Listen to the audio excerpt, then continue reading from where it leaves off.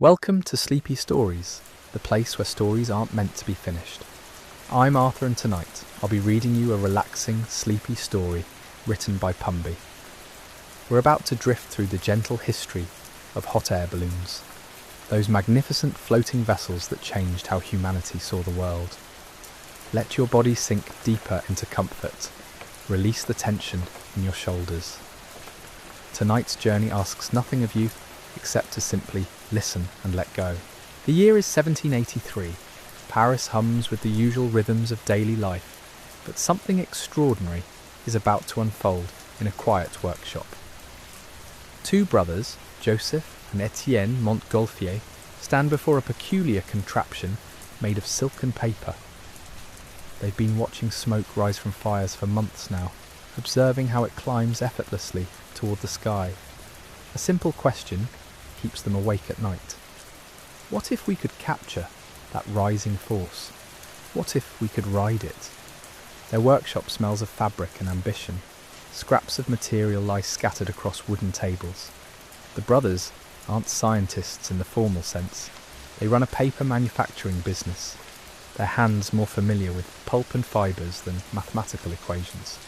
But curiosity doesn't require credentials. It only requires wonder. They construct their first test balloon from taffeta, coating it with alum to make it fireproof. The shape reminds you of an enormous sphere, its surface catching the dim workshop light. On a quiet morning in November, they light a fire beneath their creation. Smoke billows upward, filling the balloon's interior. Then something magical happens. The balloon lifts, not dramatically or violently, but with the gentle insistence of a feather caught in a breeze. It rises to the ceiling of their workshop, pressing against the rafters as if asking permission to go higher. The brothers look at each other. They've done it. But a workshop ceiling isn't the sky. 3 months later, in June of 1783, they're ready for a public demonstration. The location is the marketplace in Annonay, their hometown. A crowd gathers, sceptical and curious in equal measure. The balloon is larger this time, made of linen lined with paper, measuring over 30 feet in diameter. The Montgolfiers light bundles of straw and wool beneath it. Black smoke pours into the envelope. The balloon strains against the ropes holding it down.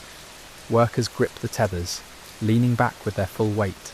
The fabric bulges and swells. Then on command, they release it. The balloon shoots upward, climbing 6,000 feet into the air.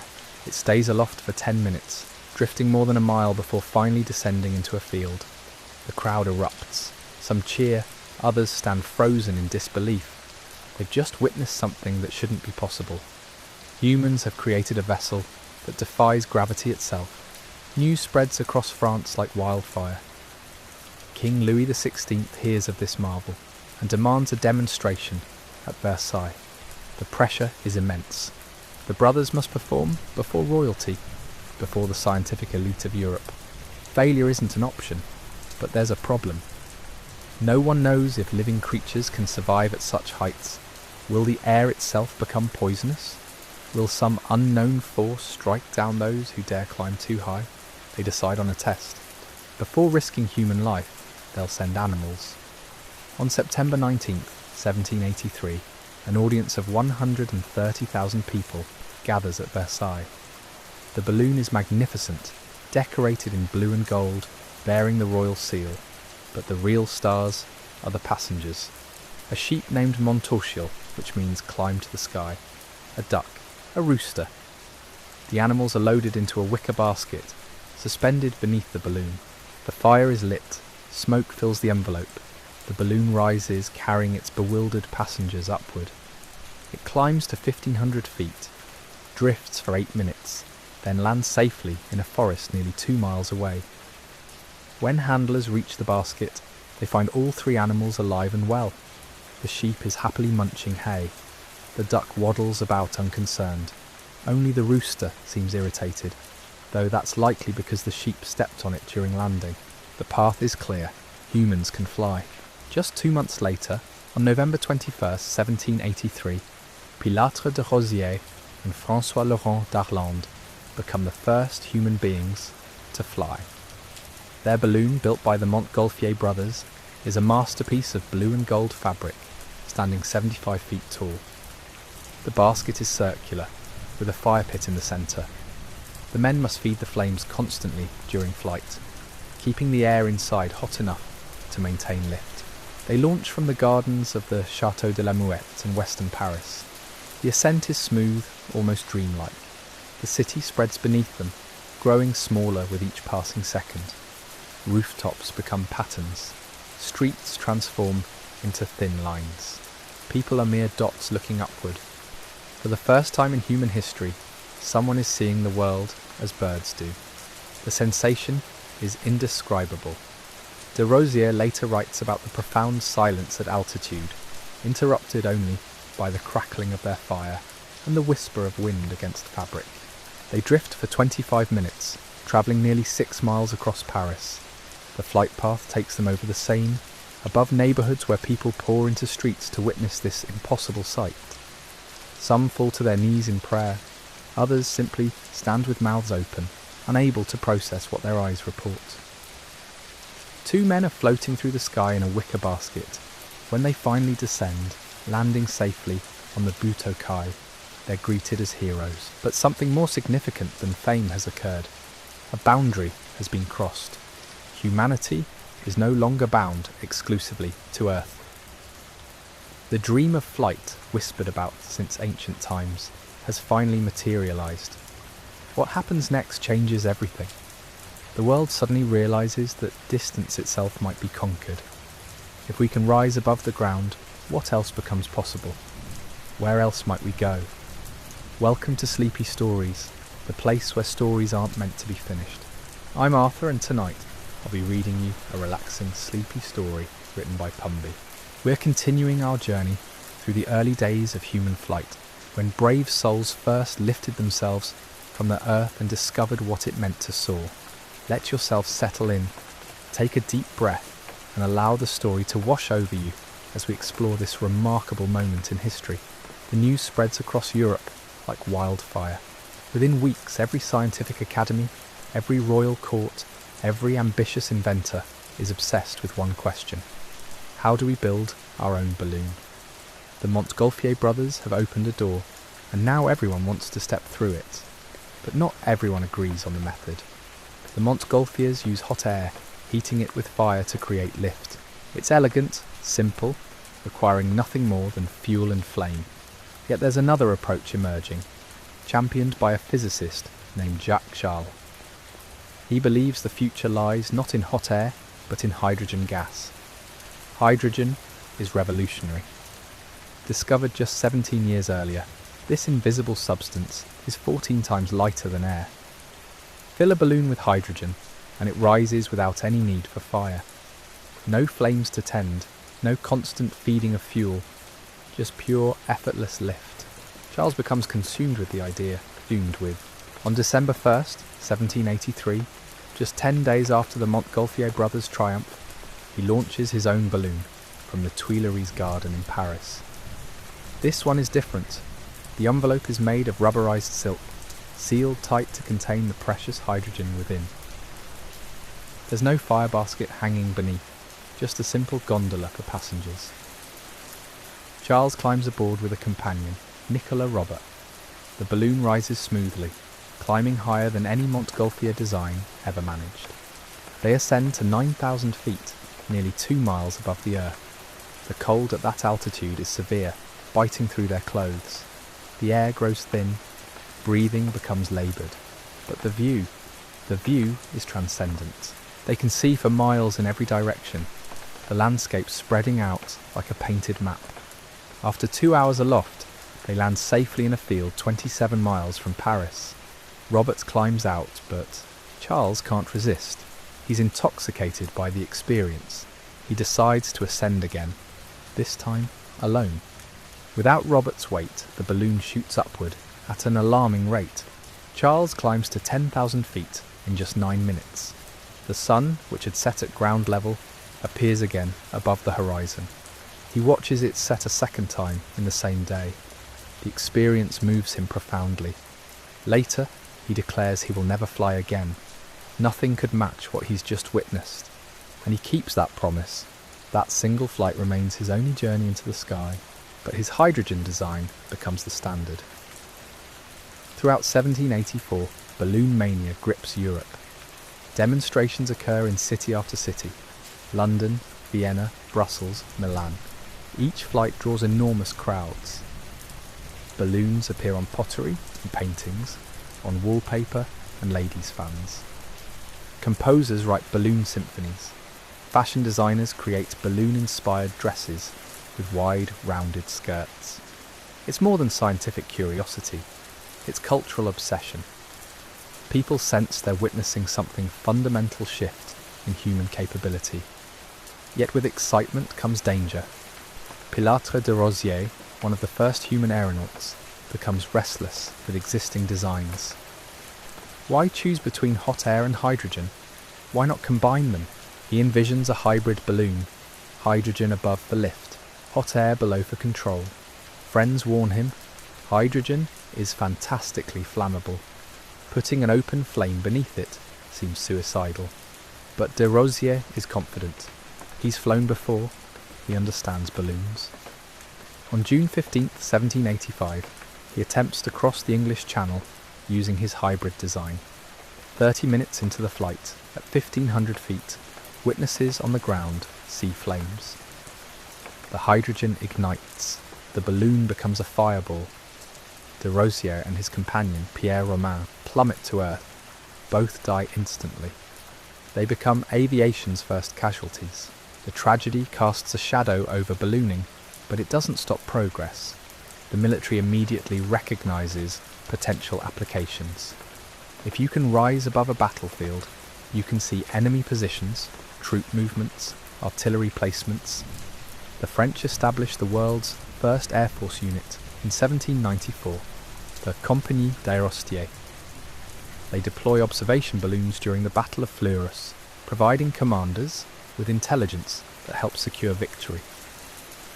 Warfare will never be quite the same. Meanwhile, scientists use balloons as research platforms. They carry instruments to altitude, measuring temperature, air pressure, humidity, at heights previously unreachable. Each flight returns data that refines understanding of the atmosphere.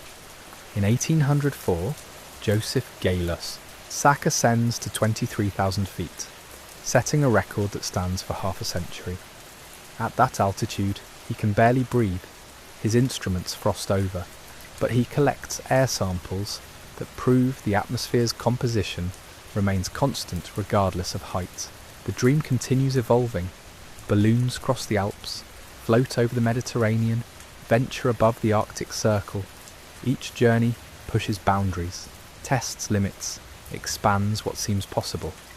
Yet a fundamental limitation remains. Balloons drift with the wind. You can ascend or descend, but you cannot choose your direction. You go where the air takes you. This frustration gnaws at inventors. True flight requires more than lift. It demands control, the ability to steer, to choose your path, to master the sky rather than simply visit it. That challenge will occupy minds for another century. But for now, in these early decades after Versailles, the simple act of rising above the earth feels miraculous enough. Standing in a wicker basket suspended beneath a silk envelope, feeling the ground drop away, watching the world transform below you. It's magic made real, and it sparks something in the human imagination that never dims. The question shifts from whether we can fly to where we might go once we've truly mastered it. Welcome to Sleepy Stories, the place where stories aren't meant to be finished. I'm Arthur, and tonight I'll be reading you a relaxing, sleepy story written by Pumby. We continue our journey through the early days of human flight, where dreams of soaring grew bolder with each passing year. So settle back, let your breathing slow, and drift with me through the skies of history. The 19th century arrives with balloons established but imperfect. Aeronauts, that's what they call themselves now, continue launching, chasing records, seeking glory. Some pursue altitude, others distance. A few simply crave the transcendent peace found floating above the noise of earthly life. In 1821, Charles Green introduces coal gas as a lifting agent. It's cheaper than hydrogen, more readily available in cities where gasworks supply street lamps. His Royal Vauxhall balloon becomes famous across England. Green makes over 500 ascents during his career, carrying thousands of passengers on their first flights. For a fee, ordinary citizens can experience what once seemed reserved for gods and birds. These commercial flights transform public perception. Ballooning shifts from experimental science toward entertainment, sport, spectacle. Aeronauts become celebrities. Their flights draw massive crowds. Newspapers chronicle their adventures. When Green flies from London to Weilburg, Germany, in 1836, covering 480 miles in 18 hours, it's international news. He's crossed the North Sea by air, something previously unimaginable. But spectacle breeds competition, and competition breeds risk. Aeronauts attempt increasingly dangerous stunts. Night flights, flights over oceans, flights in storms. Some attach fireworks to their balloons, creating aerial pyrotechnic displays. Others dangle from trapezes beneath the basket, performing acrobatics at altitude. The line between bravery and foolishness blurs. Women enter the field, defying social conventions that insist they're too delicate for such adventures. Sophie Blanchard becomes Napoleon's chief aeronaut, organising balloon displays for imperial celebrations. She specialises in night ascents, launching fireworks from her basket while suspended over Paris. The crowds adore her. Then in 1819, during a performance, sparks from her fireworks ignite the hydrogen. She falls to her death on a Paris street. The crowd that moments before cheered her brilliance now watches in horror. Yet others follow. Ballooning offers women something rare in that era, public prominence earned through skill rather than granted by birth or marriage. They fly despite the dangers, perhaps because of them. Across the Atlantic, Americans embrace ballooning with characteristic enthusiasm. John Wise, a Pennsylvania piano maker turned aeronaut, makes his first ascent in 1835. He becomes obsessed with atmospheric currents. He theorizes that high-altitude winds blow consistently eastward. If true, one could harness these currents for controlled long-distance travel. He spends decades testing this theory, making over 400 flights. In 1859, he pilots a balloon from St. Louis to Henderson, New York, covering 809 miles in 19 hours. It's the longest flight yet recorded. His theory proves correct.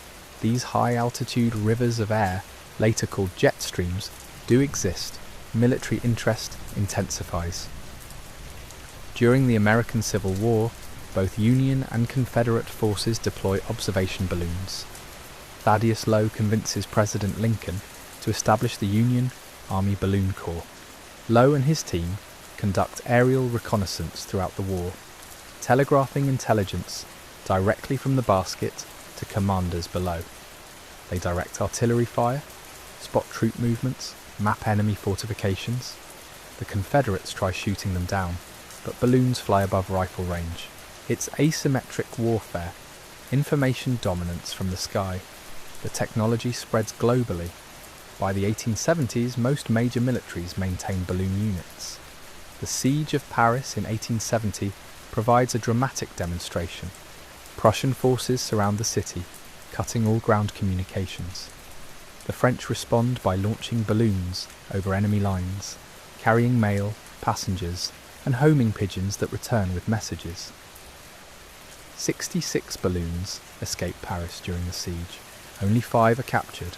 The rest deliver their cargo, maintaining a vital link between the besieged city and the outside world. Photographers begin carrying cameras aloft, capturing the first aerial images. These pictures reveal landscapes in ways maps cannot convey. River systems become visible patterns. Cities show their geometric organisation. Forests, fields, mountains, all transform when viewed from above. The perspective shift is cognitive as much as visual. Seeing the world from a bird's vantage changes how people think about geography, territory, the Earth itself. Scientific ballooning advances. Meteorologists use balloons to study weather patterns. They discover that temperature doesn't simply decrease with altitude. There are layers, inversions, complexities. The atmosphere has structure. In 1862, James Glaisher and Henry Coxwell ascend to what they estimate is 37,000 feet, though their instruments fail at extreme altitude. Coxwell passes out. Glaisher nearly dies. Both suffer frostbite. Yet they return with data suggesting the atmosphere extends far higher than previously believed. These flights into the upper atmosphere reveal human vulnerability. The air thins, temperatures plummet. Without supplemental oxygen, consciousness fades. The body isn't designed for such environments, yet the drive to explore overpowers caution. Aeronauts push higher despite the risks, driven by curiosity that borders on compulsion. By century's end, ballooning has evolved from miracle to established technology. Hundreds of aeronauts operate worldwide. Balloon clubs form in major cities. Races are organised, prizes offered. The wealthy purchase private balloons for leisure flights. It's become almost ordinary. Almost. Because every ascent still carries that fundamental strangeness. The moment when Earth releases its grip. When gravity's insistence fades. When you rise into that vast blue emptiness and become something other than earthbound. That sensation never becomes routine, no matter how many flights you make. Welcome to Sleepy Stories, the place where stories aren't meant to be finished. I'm Arthur, and tonight I'll be reading you a relaxing, sleepy story written by Pumby. We continue our journey through the history of human flight, drifting through the golden age of ballooning as it transforms from daring experiment into something more refined, more purposeful. Let your breathing slow as we float through this next chapter. Feel yourself settling in as the story unfolds. Then comes the shift toward control. Free flight thrills, but it also frustrates. You go where wind takes you. Destinations remain uncertain. Aeronauts dream of steering, of choosing direction rather than accepting fate. The solution seems obvious. Add propulsion, attach engines, turn balloons into dirigibles, meaning steerable. French engineer Henry Giffard achieves this in 1852. He builds a cigar-shaped balloon 144 feet long, suspends a steam engine beneath it, adds a propeller. The craft flies 17 miles from Paris to Trappes at 6 miles per hour. It's slow, barely faster than walking, but it proves the concept. You can steer, you can resist wind, you can impose intent upon the air. Others refine the idea, designs improve. Engines become lighter, more powerful. By the 1880s, electric motors replace steam. Gasoline engines arrive shortly after. The dirigible evolves from curiosity to practical machine. Military strategists take notice. A vehicle that flies and steers could revolutionize reconnaissance, perhaps even bombardment. Germany leads this development. Count Ferdinand von Zeppelin begins experimenting in the 1890s. His vision differs from predecessors. Instead of soft balloons, he designs rigid airships with internal frameworks of aluminum. Multiple gas cells sit within this skeleton. If one ruptures, others maintain lift. The structure itself provides shape, allows enormous size. His first airship, LZ-1, flies in 1900. It's 420 feet long, carries 5 people, stays aloft 18 minutes. Critics call it impractical. Zeppelin persists. He builds LZ-2, then LZ-3. Each version improves. By 1906, he's achieving flights lasting hours. By 1908, his airships carry passengers. The Zeppelin, named after its creator, becomes synonymous with rigid airship design. Germany embraces the technology. Deutsche Luftschifffahrts Aktiengesellschaft, known as DELAG, launches the world's first airline in 1910. They operate passenger Zeppelins between German cities. Over the next 4 years, they carry 34,000 passengers without single fatality. It's safer than trains, they claim. Certainly more luxurious. Passengers board through gondolas suspended beneath the massive hulls. Inside, they find cabins with wicker chairs, large windows, dining areas serving multi-course meals. The ride is smooth, nearly vibration-free. Unlike airplanes, still primitive contraptions in this era, Zeppelins offer space, comfort, elegance. You can walk around, stretch, look down at the world sliding beneath you at 40 miles per hour. It feels less like flight, more like sailing through sky, a cruise through clouds. Then comes August 1914. War erupts across Europe. Every technology becomes weaponized, Zeppelins included. Germany possesses the most advanced airship fleet. Military commanders see opportunity. These machines can fly higher than anti-aircraft guns can shoot. They can carry tons of bombs. They can reach England, strike London itself. Psychological warfare from above. The raids begin in January 1915. Zeppelins cross the North Sea, under cover of darkness, navigate to English cities, drop explosives. The attacks cause limited physical damage, but enormous psychological impact. Civilians look up to see these enormous shadows passing overhead, hear the whistle of falling bombs. There's no warning, no defence, just sudden explosions tearing through neighbourhoods. The raids continue for 3 years. Britain responds desperately. Anti-aircraft guns improve. Fighter planes develop incendiary ammunition. Pilots learn to climb high enough to intercept the raiders. In September 1916, Lieutenant William Leaf Robinson shoots down a Zeppelin over London. The airship, designated SL-11, catches fire and crashes in a massive fireball visible for miles. Londoners pour into streets, cheering. Robinson receives the Victoria Cross. The myth of Zeppelin invincibility dies with that burning wreckage. Germans continue raids, but losses mount. Airships prove vulnerable to fighters, to weather, to mechanical failure. By war's end, over 70 Zeppelins have been lost. The strategic bombing campaign achieves little military effect. It does, however, establish a terrifying precedent. Civilian populations as legitimate targets, cities as battlefields. Post-war, airships pivot back to civilian use. Germany is prohibited from military aviation under the Versailles Treaty. Zeppelin Company focuses on passenger transport. They build new ships, larger and more capable than pre-war designs. In 1928, Graf Zeppelin launches. It's 776 feet long, can carry 20 passengers and 40 crew. Over the next 9 years, it completes 590 flights, travels over 1 million miles, carries 13,000 passengers. It circumnavigates the globe, crosses the Atlantic regularly, operates scheduled service between Germany and South America. Passengers pay premium fares for the experience. Inside they find sleeping cabins with real beds, a dining room with linens and china, a lounge with grand piano, even a smoking room, carefully sealed and pressurized to prevent hydrogen ignition.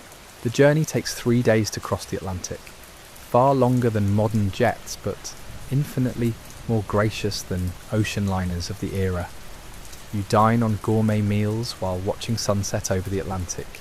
You sleep in private cabins while crossing continents.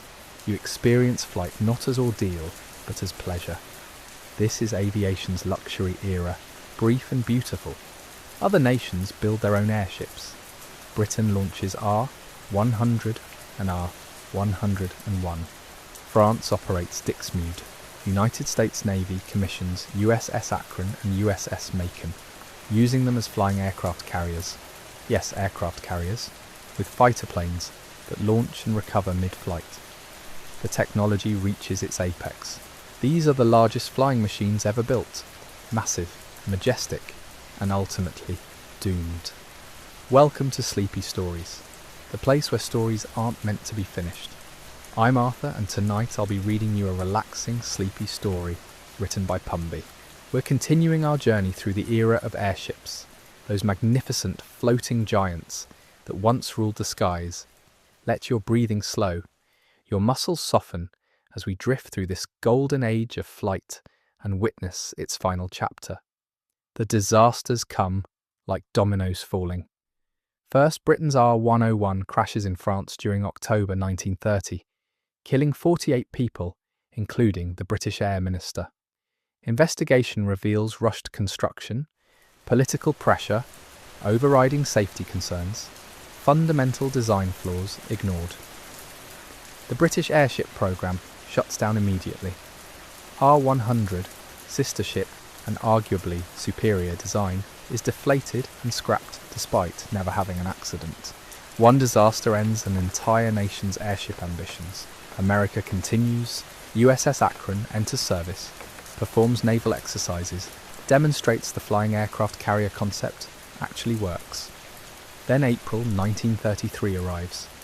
Akron encounters a storm off the New Jersey coast. Updrafts and downdrafts buffet the massive hull. The ship loses altitude, crashes into the Atlantic. 73 crew members die. Only 3 survive. USS Macon, sister ship, continues operations. 2 years later, it encounters structural failure off California's coast, ditches in the Pacific. Most crew survives this time, but the ship is lost. The Navy abandons rigid airships entirely. Germany persists. Zeppelin Company remains committed. They've operated Graf Zeppelin for years without serious incident. Safety record seems solid. They plan something extraordinary, a new ship, larger than anything previously built, 804 feet long, capable of carrying 70 passengers in unprecedented luxury. They name it Hindenburg. It launches March 1936. The ship is remarkable. Passengers board via retractable stairs. Inside they find 2-deck accommodations. Cabins have hot and cold running water. Public rooms feature lightweight furniture designed specifically for airship use. The dining room seats all passengers simultaneously. Walls display artwork. Windows offer panoramic views. There's even a shower, an actual shower, on a flying machine. The promenade deck allows passengers to walk alongside windows, watching the world slide past below. Hindenburg begins transatlantic service. Germany to United States. 10 trips in 1936. 17 scheduled for 1937. The journey takes approximately 60 hours depending on winds. Tickets cost $400, equivalent to roughly 8,000 modern dollars. Wealthy passengers is booked months ahead. This represents aviation's pinnacle, luxury travel's ultimate expression. May 6, 1937. Hindenburg approaches Lakehurst Naval Air Station in New Jersey. It's the first North American flight of the season. Delayed by headwinds and weather, the ship arrives late afternoon. Thunderstorms linger in the area. Captain Max Proust decides to proceed with landing. The ship makes its approach. Ground crew grabs landing lines. Everything proceeds normally.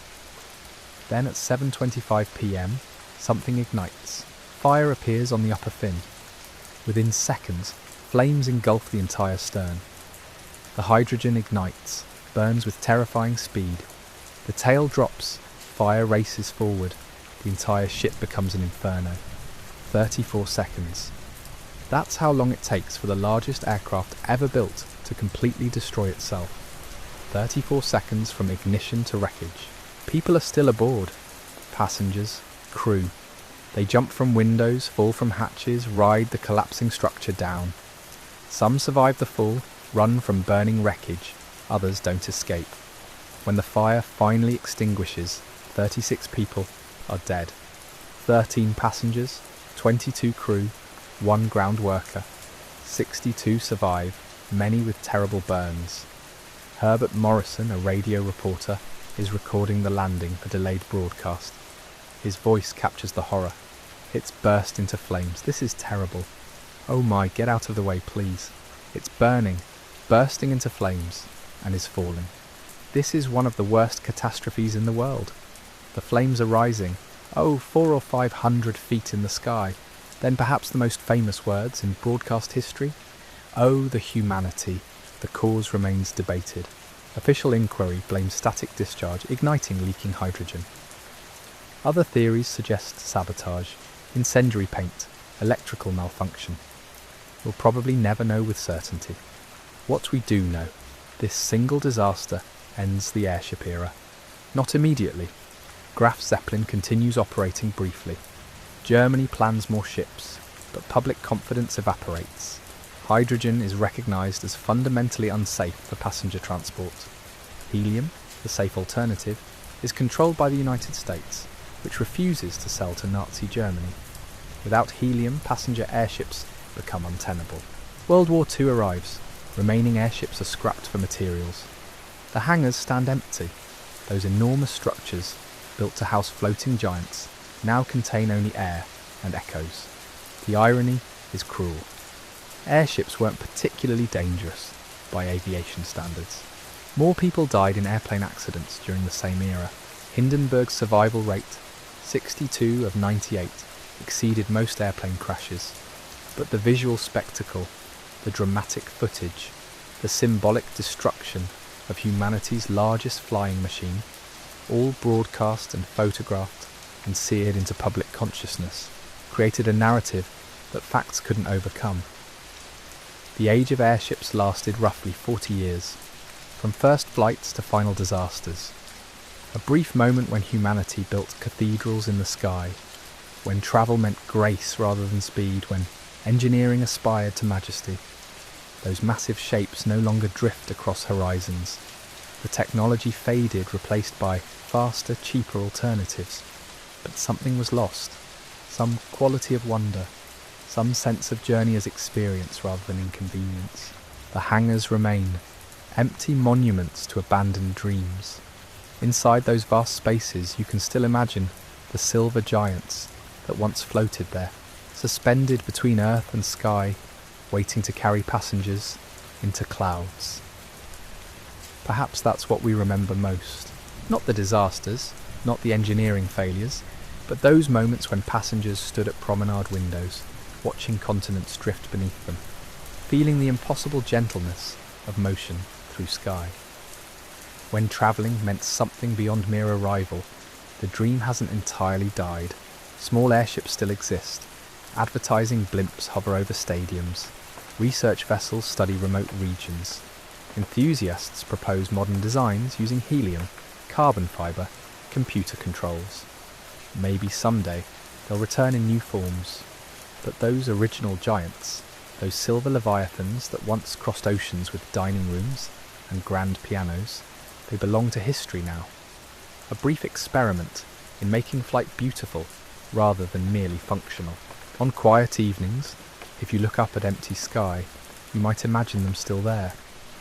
Silent shapes drifting through clouds, passengers inside sipping champagne, watching sunset paint the world below in amber and gold, moving slowly, deliberately, as if time itself had stretched to accommodate wonder. That's the real legacy, not the technology, but the ambition behind it. The belief that humanity could build something magnificent and gentle, could master the sky without conquering it, could fly with grace. The hangars stand empty now, filled with nothing but light and memory. But in that emptiness lives something worth remembering. A time when we reached for the clouds and for one brief golden moment actually touched them.